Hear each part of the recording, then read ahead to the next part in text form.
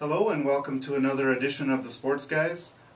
Mesabi Daily News sports editor Jim Ramses here and sports writer Mike Automaki. Another big week of sports activity. We got everybody's talking about the Vikings and the Packers, of course. It was a great win for the Vikings last weekend. Last second field goal, he couldn't have asked for anything more. And Adrian Peterson's effort to try and get the all-time rushing record was fantastic.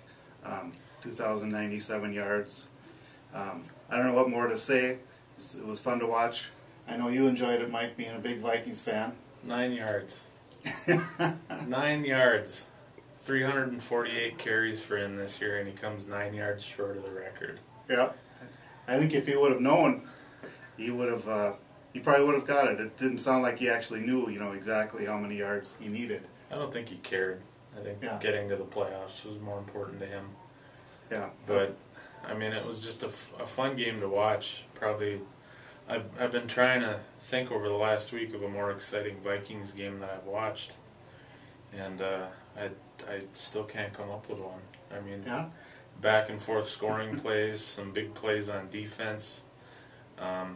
And then that last drive, Christian Ponder hits the big third down to Michael Jenkins, and then Peterson puts him on his back and gets him into field goal range.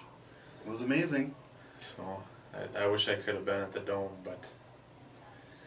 And the question now is, can they do it again? Got to play the Packers again Saturday night? I don't know. What do you think? I felt good about the game on last Sunday, but... I mean, Christian Ponder's playing his first playoff game outdoors. Yeah. Randall Cobb's going to be back for the Packers. Brody Nelson has been injured, but it sounds like he's going to play. Alex Green should be back at running back for Green Bay. They got the home field advantage, which actually hasn't meant a whole lot for Green Bay in recent years. They're 2-4 in their last 6 home playoff games, so... But I don't know. Vikings they just have less experience, especially at quarterback. I think that's going to make a big difference. I see Green Bay winning it. Okay. Yeah, I would definitely go with that myself too. And have you heard on Antoine Winfield if he's going to be playing? He'll be limited, I think. He said he's definitely playing. They're fitting him with a harder cast than the one he wore last week on his broken hand. And he said they're going to numb it up pretty good with painkillers, and that on top of it being probably pretty cold tomorrow night, that should help him. A few weeks back, you may have remembered, we had a little debate between Jim and I about who deserved the Comeback Player of the Year award. I was going for this guy, number 28, Adrian Peterson, and he thought the award should go to Peyton Manning for his season he's had with Denver, coming back from 3 or 4 neck surgeries. I don't even know what it is, but 11 wins in a row. Yeah. Yeah. But things have changed in the last few weeks, and if the writers and the AP want to give the award to Peyton Manning for Comeback Player of the Year, that's fine with me, because I think number 28 for the Vikings actually deserves the MVP, Most Valuable Player award, for the way he finished out the season. We already talked about it a little bit. He finished 9 yards short of the all-time rushing record set by Eric Dickerson back in '85. But if you go deeper than that, just the season he had was phenomenal. He had more than 1,000 yards after contact.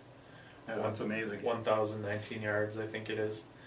And if you just take those yards alone, that would put him 16th in rushing this year. Is that right? Yeah. He lives for the contact. Yeah. He loves it. I mean, he doesn't shy away from contact, but he doesn't really take any huge hits either. I mean, he dishes them out. He gives them. And just the way he finished the season, the Vikings won 4 straight.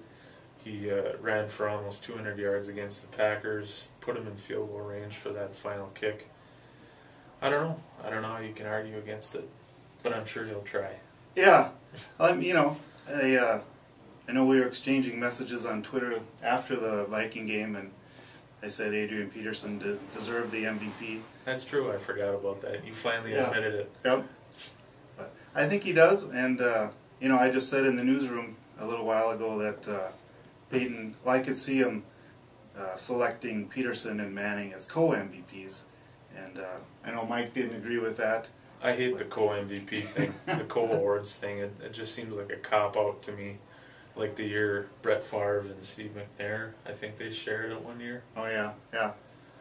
I don't know. Just give it to one guy. I think Peterson deserves the MVP, and if you want to award Manning for his year, give him Offensive Player of the Year and comeback.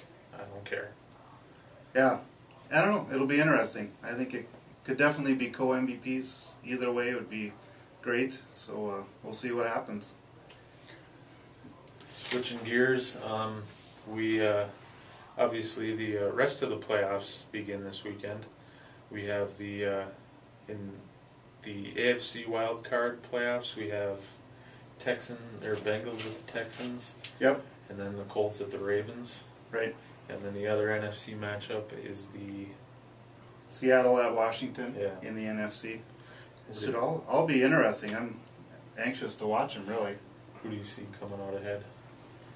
I guess, I mean, with Cincinnati at Houston, Houston's just, something seems like it's wrong with them. Mm-hmm. You know, so I'm tempted to, I guess I'll go with the Bengals. I kind of like the Bengals for some reason. And how about you? I took the Texans. I don't know why. I mean, they lost 3 of their last 4. Yeah. Looked horrible against the Vikings a couple weeks ago, but NFL's a weird game. The tide can turn in 7 days. Yeah, that's true. I mean, a team that looked lousy last week can come out and blitz another team out of the stadium. So I went with the Texans there, and then in the other games I went with the Ravens over the Colts, which I actually switched at the last minute. Andrew Luck being a rookie quarterback, they have some other young players. I just think that and home field advantage is going to weigh in favor of the Texans. Okay. Or the Ravens, I'm sorry. Okay.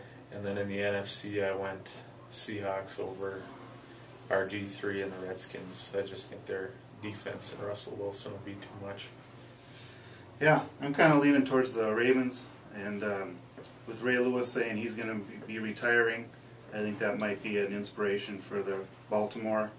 And then with Seattle at Washington, I guess I'm going to go with Washington.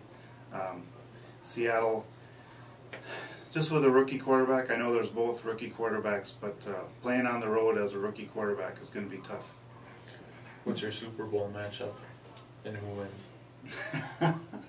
This wasn't part of the script, but I know the Broncos are the favorite. They're, you know, my team. They're the favorite to win the Super Bowl.